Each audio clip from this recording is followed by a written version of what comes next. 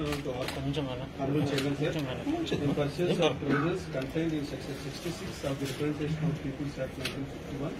read with Rule 84(1)(a) of the Conduct of Election Rules 1961, Srimati Kalvakonda Kavita of Telangana Rashtra Samiti Party has been declared elected from Nizamabad Local Authorities Constituency on 12/10/2020, and her term of office commenced with effect from 12/10/2020 as per the Telangana State Gazette notification. Member elected will have to make or subscribe 2 types of oath or affirmation as per the Constitution of India and also as per the observance of rules of procedure and the conduct of business in the Telangana Legislative Council. May I now request the Honorable Chairman to administer the oath or affirmation to the member elected.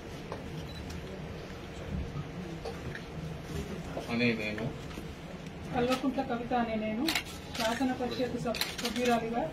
ఎన్నిక అయినందున శాసనం ద్వారా నిర్మితమైన భారత రాజ్యాంగం పట్ల నిజమైన విశ్వాసం విధేయత చూపుతానని, భారతదేశ సార్వభౌమాధికారాన్ని సమగ్రతను కాపాడుతానని, నేను స్వీకరించబోయే కర్తవ్యాన్ని శ్రద్ధాశక్తులతో నిర్వహిస్తానని దైవసాక్షిగా ప్రమాణం చేస్తున్నాను. తెలంగాణ శాసన పరిషత్ సభ్యురాలైన నేను సభ నియమాలకు కట్టుబడి ఉంటానని, వాటిని అనుసరిస్తానని, సభ మర్యాదలను పాటిస్తానని, సాంప్రదాయాలను గౌరవిస్తానని దైవసాక్షిగా ప్రమాణం చేస్తున్నాను.